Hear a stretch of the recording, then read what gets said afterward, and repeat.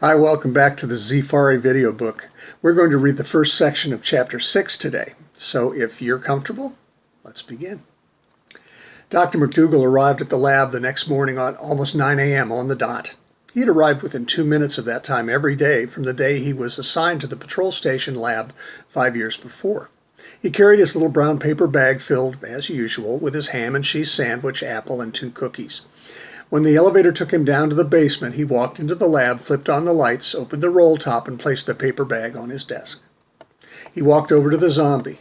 No recognition in its eyes, no movement, no sounds other than the dripping of urine and diarrhea off the seat of the restraint chair. The doctor made a note to get maintenance in for a cleanup. Dr. McDougall left the zombie and walked over to Willie. The blood from the zombie scratches had dried overnight into a dark brownish-red crust. Willie's skin was cold and clammy, and his breathing was rapid and shallow. McDougall hurried over to his desk and rummaged through the drawers to find a stethoscope and a blood pressure cuff. Willie's pulse was weak and his blood pressure was low. The man was in shock. Dr. McDougall spun the little wheel at Willie's hip to elevate his legs.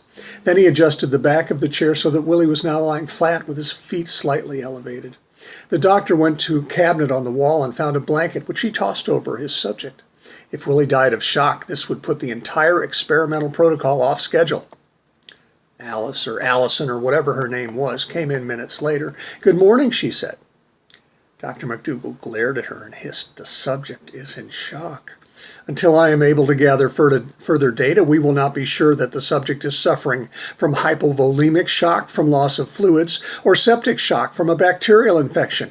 Set up a bag of saline in his right arm and administer a dosage of 1 gram of nafcillin intravenously every 4 hours.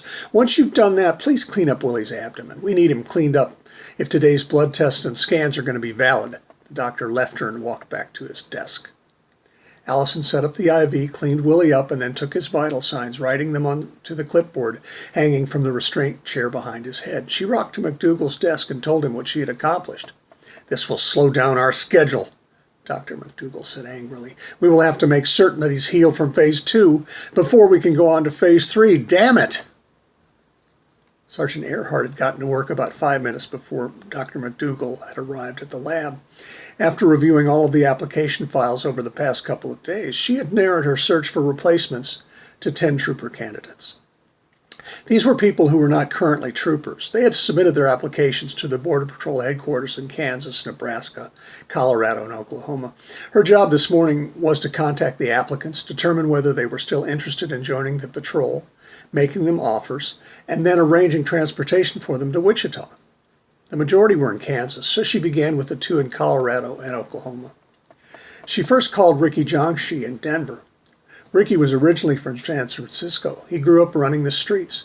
He was a strong, agile kid who often had to outrun bullies, angry shopkeepers, and sometimes the police. He was seldom caught. Running and jumping on and up and around buildings and bridges and fire escapes and roofs, becoming adept in what was later called parkour. He hung out with the people he enjoyed all over town. He learned to dance and he learned capoeira. He finished high school so that he could join the Army. He finished the Army Marksmanship course in 2 weeks and applied for the Service Rifle Team of the Army Marksmanship Unit, AMU. He was accepted and qualified for the rifle phase of the U.S. Army Small Arms Championship on his first attempt. But before he could compete, he was dishonorably discharged from the Army for fighting. He was 30. Sergeant Earhart told him who she was and what she wanted, and Ricky agreed before she finished her second sentence. She told him that there would be a one-way ticket to Wichita in his name at the DIA tomorrow. One down. Greg Cortez had settled in Ponca City, Oklahoma, just a short bus ride from Tulsa, and Sergeant Earhart called him there. Greg had been born and raised in the ranch country of South Texas on a ranch in what became Karnes County that his family had owned since Tomas Cortez petitioned the King of Spain for the land in 1797. Greg left Texas to attend college at Kansas State U in Manhattan for the Equine Studies program. He became interested in quarter horses and earned his master's degree in equine nutrition and breeding. He planned to breed quarter horses on a little ranch that he had bought in southwest Kansas. And then the zombies came. Cortez shot 2 and walked almost 100 miles to Lookout, Oklahoma. Sergeant Earhart told Greg Cortez what he could expect on the platforms. Greg asked a few sensible questions about insurance and opportunities for advancement and for killing zombies.